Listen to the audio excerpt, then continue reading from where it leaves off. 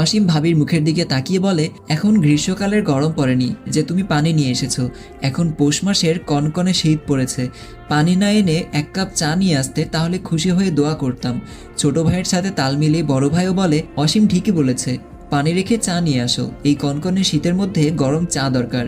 মিলা মুখ বেঁকিয়ে বলে, এত ব্যস্ততার মাঝেও যে পানি এনে দিয়েছি এতেই তোমাদের সাত কপাল। চা খেতে ইচ্ছা করলে বানিয়ে খাও, আমার আরও কাজ আছে। বলেই আবার কিচেনের দিকে এগিয়ে যায়। পেছন থেকে অসীম সুর ধরে ডেকে বলে, যাইও না ভাবি গো, এক কাপ চা বানিয়ে দিয়ে যাও না গো, বানিয়ে খা। অসীম সোফা থেকে উঠে দৌড়ে যায় ভাবির পেছন পেছন। ভাবির ওড়নার আঁচল ধরে পেছন পেছন হাঁটতে হাঁটতে বলে, দাও না বানিয়ে, কলিজা পর্যন্ত ঠান্ডা হয়ে গেছে বাহিরে কাজ করে। মাকে গিয়ে বল, মা ঝাড়ি মারবে তো, দেখো হাত কি ঠান্ডা হয়ে গেছে।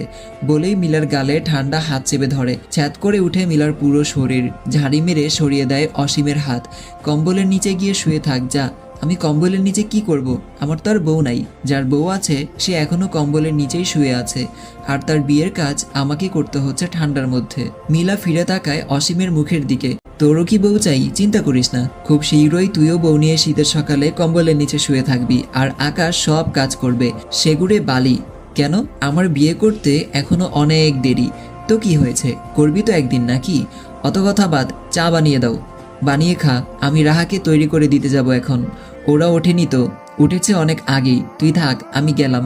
বলেই মিলা গ্লাস দুটো রেখে সিঁড়ির দিকে এগিয়ে যায়। দুই হাত কোমরে গুজে দাঁড়িয়ে রইল অসীম। মা, চাচি, মামি সবাই সকালের খাবার তৈরি করছে আর গল্প করছে।